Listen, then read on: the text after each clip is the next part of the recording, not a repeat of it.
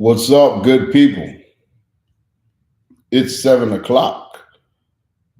What's up, Miss Joe, Miss Sheila, Antoinette? What's happening? Tell Mike I said what's up. What's up, Miss Tammy, Miss Ernestine? How y'all doing? How y'all doing this morning? It's 7 o'clock. What's up? Really real. That sound like a microphone name.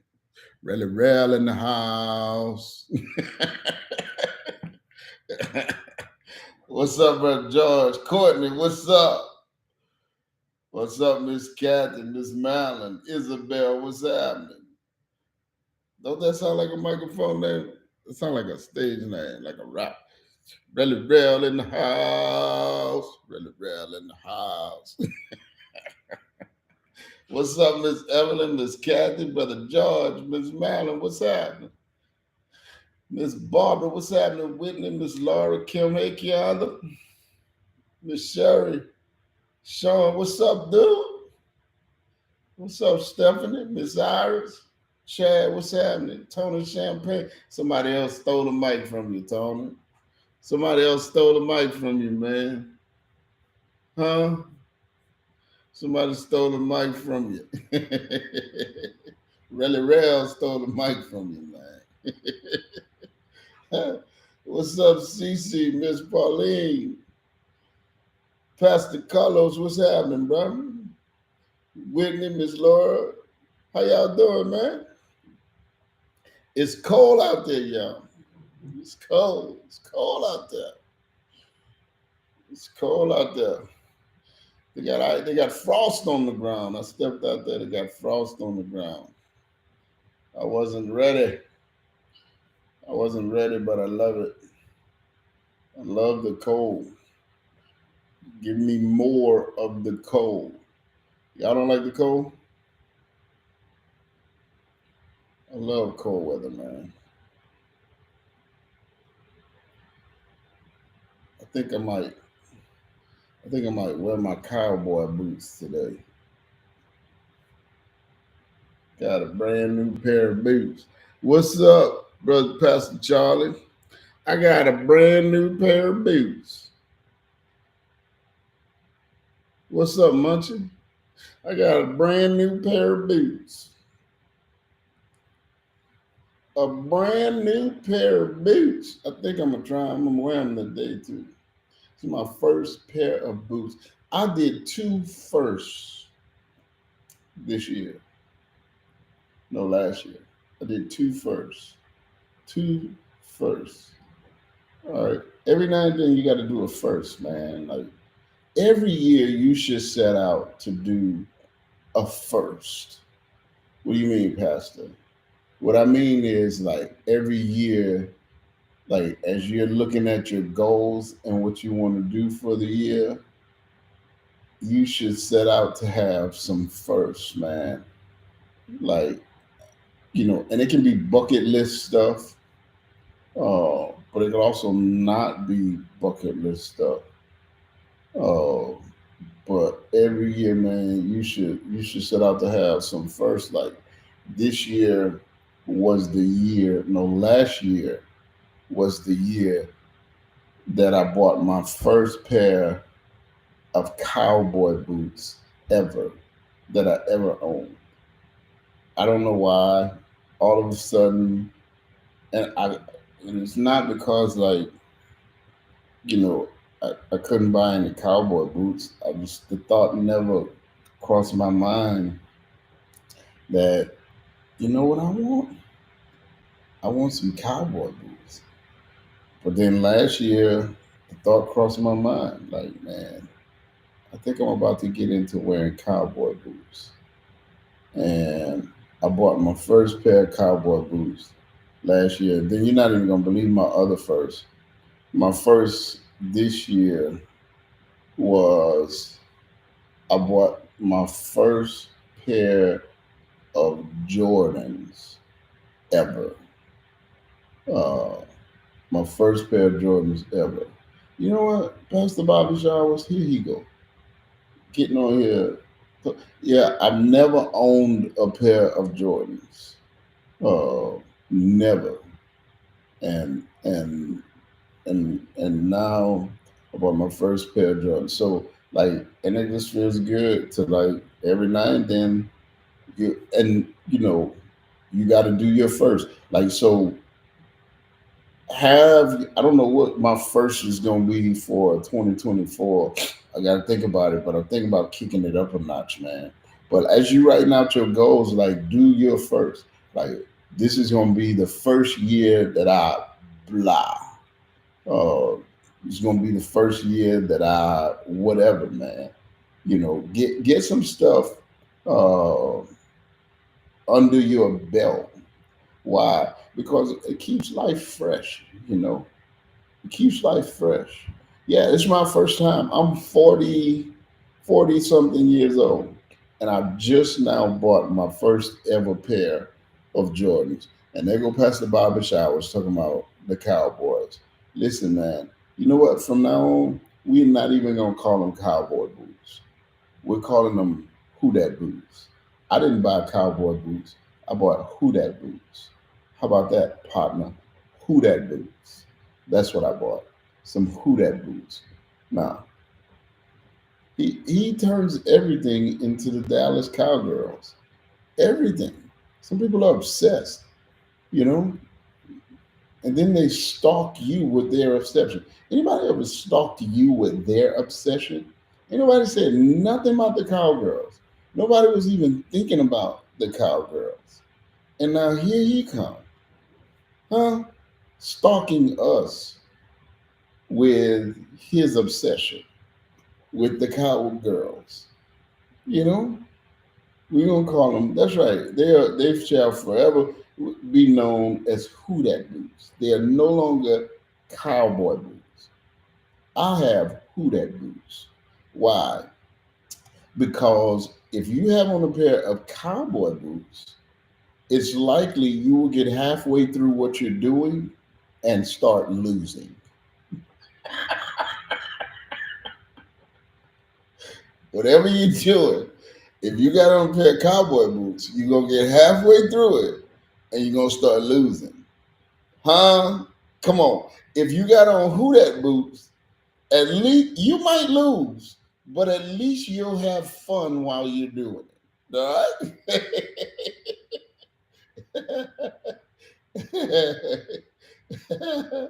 Yeah. How about that? So we don't wear cowboy boots. We wear Who Dat boots. Because we might lose, but we're gonna have a good time. Cowboy boots, you get halfway through it. Yeah, Nikki, and just start fumbling. Just fumbling. Just fumbling. You know what I mean? Just from you listen, you know what people will do you? I was thinking about the story of Mephibosheth again. I'm telling y'all, you gotta read this story, man, when you get a chance. It's in Second Samuel. Just read Second Samuel, period. Read First and Second Samuel.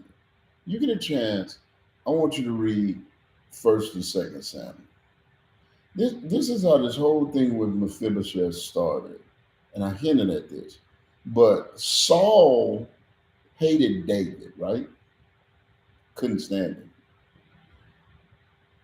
And Saul, I don't even think he realized the reason why he hated David. He probably did. He probably thought he knew the reason why. But God told Saul, you because Saul was disobedient to him. God told Saul, you know what, bro? This isn't working for me. He fired Saul. And the crazy part about Saul, Israel demanded a king. God said, you don't want a king. Israel said, yes, we do. Everybody else got a king. We want a king. God said, no, listen, if I give you a king, he's gonna send your babies off to war. If I give you a king, he's gonna put you under all kind of oppression. But I'm your king, God told them. They were like, no, every other nation has a king. we feel like we're not a nation unless a legit nation, unless, and this is the Nathan Young version, we feel like we're not a legit nation unless we have a king. And thank you for those of you, the 9 people who have already shared this. If you hadn't done that, this now is a good time to go ahead. Do me a favor, hit that share button, man. Come on, let's get the word out. But anyway, so Saul becomes king. He appoints Saul as king. They beg God for a king, and God finally gives him a king. When Saul first becomes king, and that's why I tell you all the time, man, be careful what you ask for. And listen, when God tells you no, be set. Sometimes you just got to be satisfied with a no. I can't even drive that home to you enough. Sometimes you have to be satisfied with a no. Come on. People say God will give you the desires of your heart. Yes, He will. But you got to make sure that the desires of your heart line up with God's desires for your heart. Because sometimes what you think you want isn't what you want. Always remember, God can see what you can't see. He knows what you don't know. He knows what you don't know about you. I want you to let that sizzle for a minute. The Lord knows what you don't know about you. You ever thought about that? Not only does He know what you don't, there are some things that will disturb your peace. And you don't even realize they'll disturb your peace because you hadn't encountered them yet.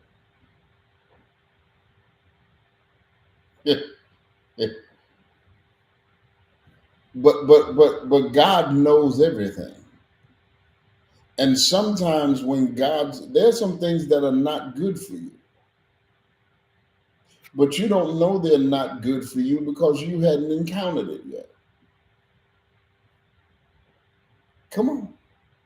And and sometimes when God says no, it's because of what He knows and you don't. It's because of what He understands that you don't understand. See, yes, God will give you the desires of your heart, but I want you to think about what that verse is. It says He will give you the desires of your heart. Now, look at it another way. God will give you desires. Yeah. Watch this. And you've got to get to the place where you don't even want to have a desire that God didn't give you.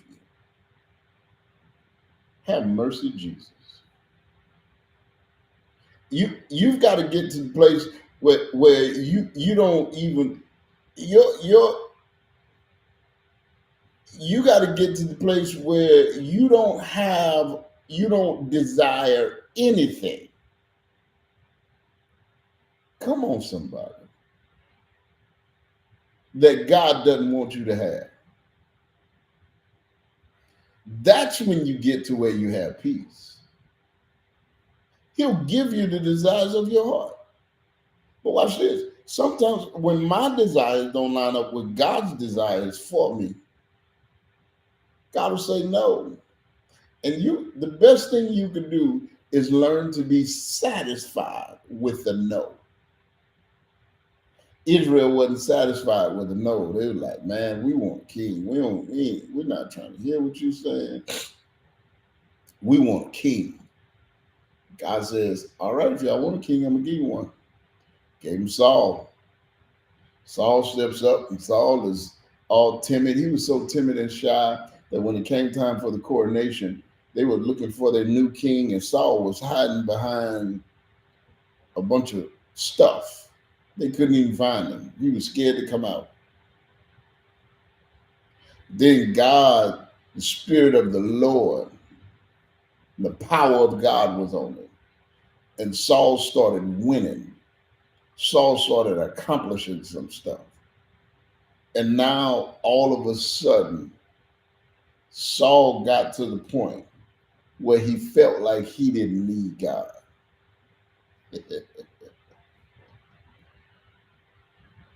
Huh?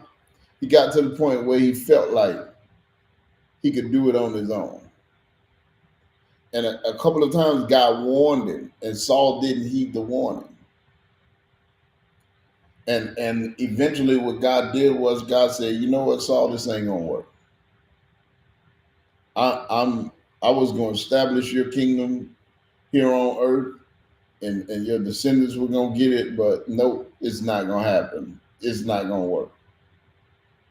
And God took what he gave Saul because Saul got to the point where he felt like he didn't need God to maintain what God gave him. No, I'm gonna say that again because somebody needs to catch that. God took what he gave Saul because Saul got to the point where he felt like he didn't need God to maintain what God gave him. Woo!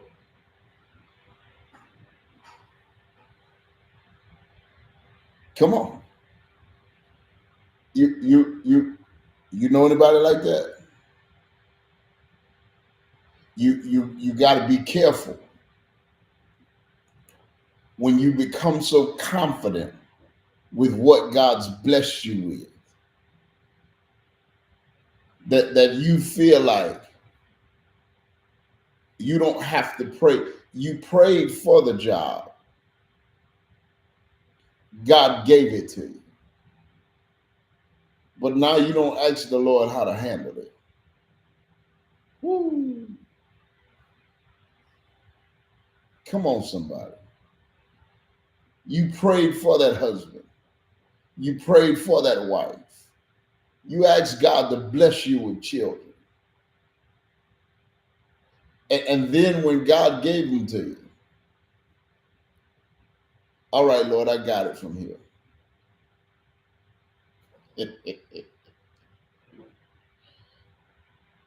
God gave you that business. Come on. That you asked for.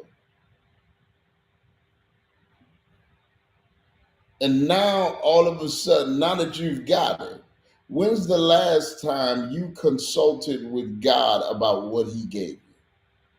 When's the last time you asked direction from the Lord regarding what he blessed you with? When's the last time you ran into a problem with what God gave you and you asked God what you should do with it?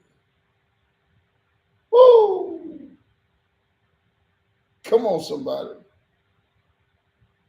Some of us are living in the reality of what happens, huh?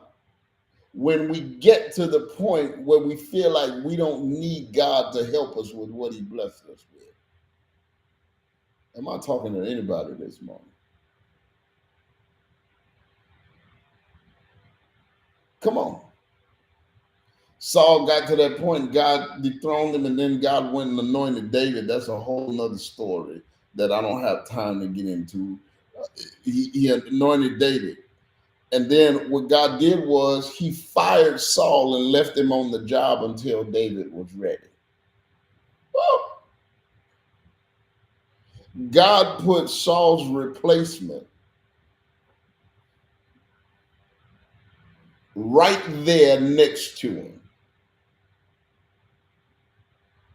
And allowed David to mature, allowed David to get ready.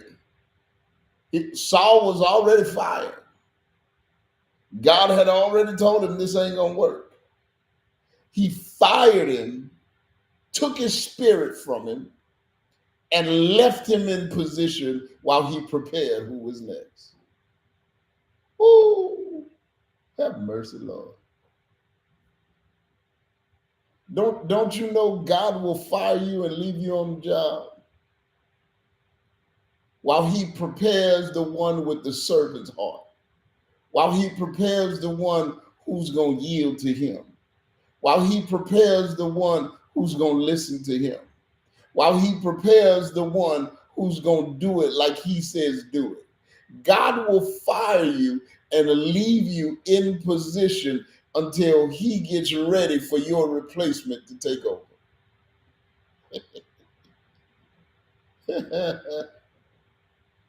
Come on. Now you're operating in your own strength, which is what Saul wanted without saying it, because he kept doing it on his own. Now you're operating with your own wisdom. You got the same pressure without the participation of the Lord. Woo-hoo. Come on. You got the same responsibility without the participation of the Lord. You got the same stress, and you can't go to God and say, help me. Because God has gotten to the place where he says, you know what? You're not going to work. You're not going to work for this ministry. You're not going to work for what I gave you. You're not going to work for this position. I'm going to fire you and leave you right where you are until I develop and groom and get ready your replacement. And listen, from this point on, don't ask me for anything, because I'm taking my spirit off of you. You wanted to do it on your own. I'm going to give you what you thought you wanted. Woo! Have mercy, Lord. Next thing you know, Saul is going crazy, y'all. I'm telling you, you ought to read 1st and 2nd Samuel, 1st and 2nd Chronicles. Saul is going crazy. He's acting out of his mind, doing stuff irrationally. He's literally acting like he's mentally ill. But Saul is not mentally ill, he's spiritually ill. Can I tell you this? And I'm trying to get to where I'm going. Can I tell you this? A lot of times, spiritual illness is disguised as mental illness. Sometimes what's passed off as mental illness is actually demonic.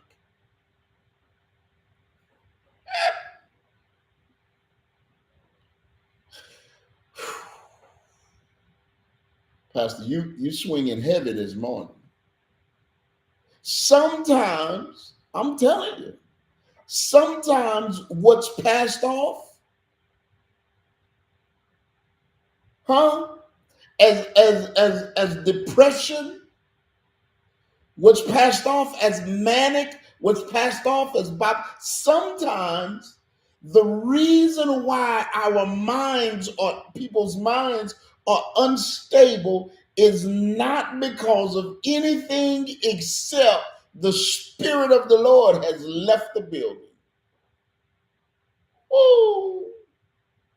God has given us the desires of our heart, which had nothing to do with him. I'm trying to help somebody this morning. It's a bad place to be in when you keep asking God for what goes against his will, and he finally says, okay, you can have it, but you can't have it and me at the same time.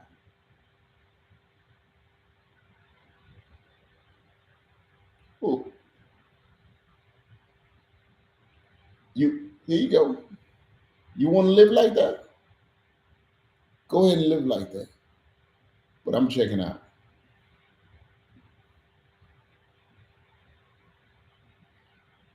You that's the lifestyle you want? Go ahead. But I'm gone. Watch this. And the key to your peace has left the building. Ooh. The key to your stable mind has left the building. Come on. The key to your joy has left the building. And listen, you can medicate it all you want. you can give it therapy all you want. And I'm not saying, don't get me wrong, and don't run away from here saying this. I'm not saying all mental illness is spiritual. I'm saying some stuff that's passed off as mental illness is actually spiritual illness. Woo.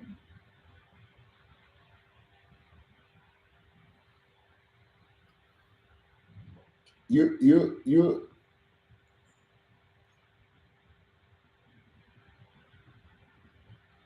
the key to your peace is gone. God says, I gave you what you wanted, but I just chose to not stick around.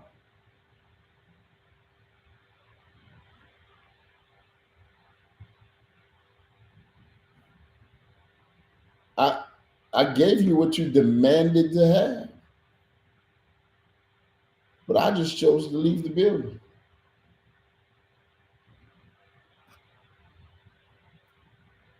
Pastor, this heavy.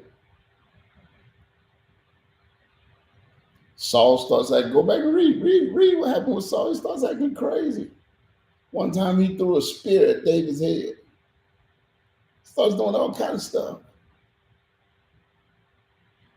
All of a sudden he becomes this madman. Once God took his spirit from him. But in the process, while Saul, and eventually it gets to the point where Saul, in his anger, in his rage, he decides that he wants to kill David. He goes after David to kill him. But in the process of all this, keep in mind, David was living in Saul's court. So David and Saul's son Jonathan developed this relationship. They became like brothers. And when things got heated up between Saul and David, Jonathan, Saul's son, and David made a covenant. And the covenant that they made was, they said, listen, no matter what happens, as long as we live, we're going to treat each other with the love of the Lord. And this is the covenant they made. And if they made a covenant that said if David died, Jonathan was going to treat his family with the love of the Lord and be faithful to his family. And the covenant that they made said if Jonathan died, David would do the same for his family. It's in 1 Samuel chapter 20. I'm telling you, you got to read this when you get a chance. So Jonathan ends up dying in the war, in the battle.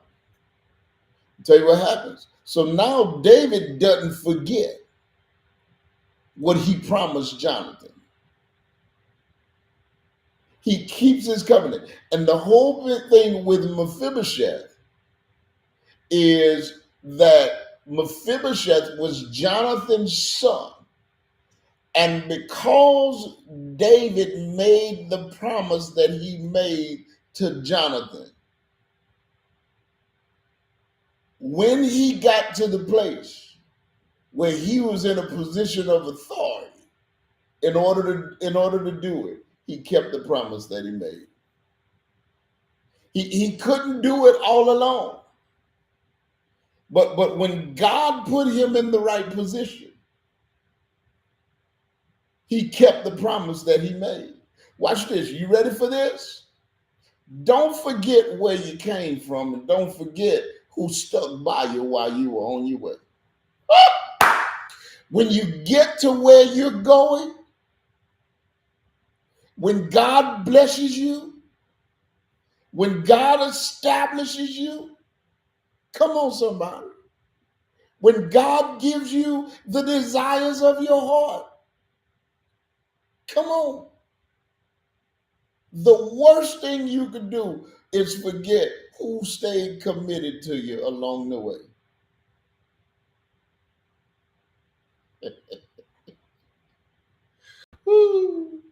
Jonathan was committed to David even when his daddy went against him.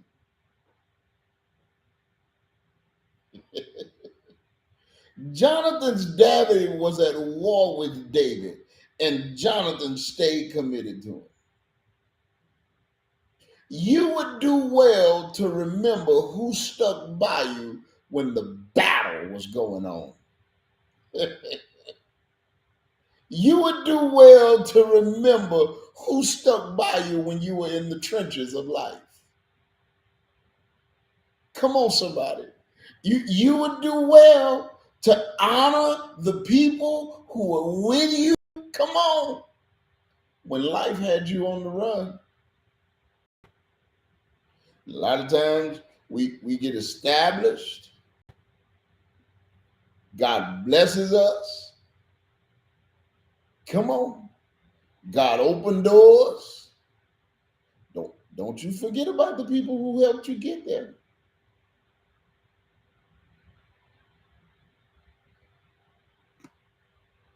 Don't you forget about the people who were committed to you while you were in battle.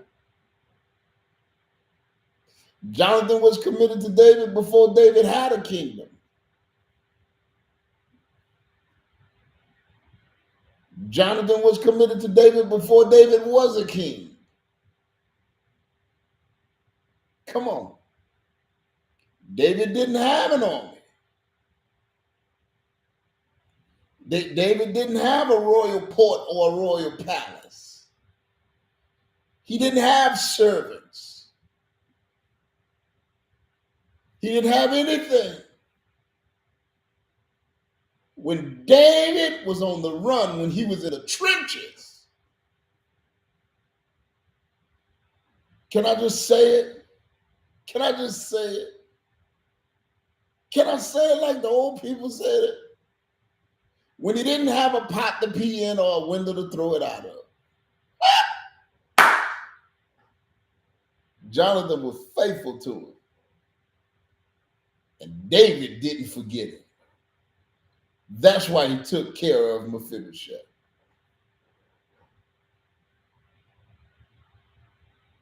Come on.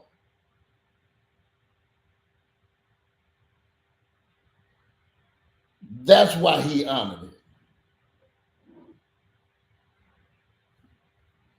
See, you know what happens? A person who is not loyal gets to a certain level and forgets about the people who've been loyal to them when they didn't have a level to get to.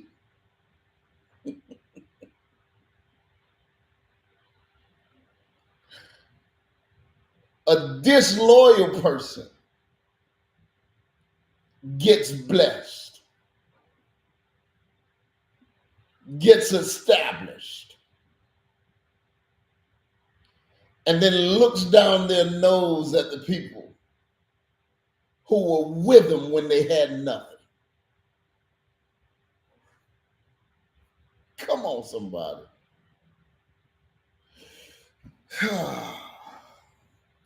I can't believe I'm out of time. And then I'm going to say this and then I'm gone. And then we get new friends who are untested. A new husband who's untested. A new wife who's untested. Woo! Let me get off of here because I'm getting messy. New associates who are untested. A new circle that's untested. Lord have mercy. Here's the thing about it. You ready for this? You ready for this? It's not that they're bad people, it's just that they're untested. Whew. So you can't be surprised when they betray you. You can't be surprised. They're untested. You can't be surprised when you get thrown back onto the battlefield and they won't go to war with you. You can't be surprised when things get rough and they don't stick around. They were untested when you got them. You abandoned Jonathan.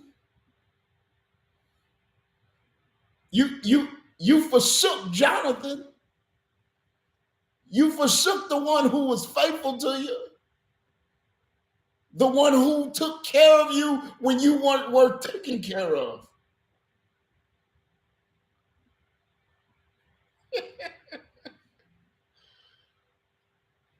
Satan deceived you. Come on. I'm gone. Let me get off of here. Satan deceived you. He made you believe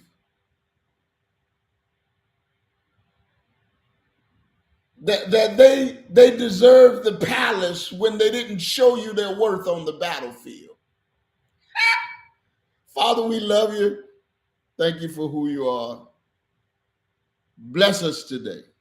It's in Jesus' name that we pray. Amen. Hit that share button. Lord's will, I'll see y'all tomorrow.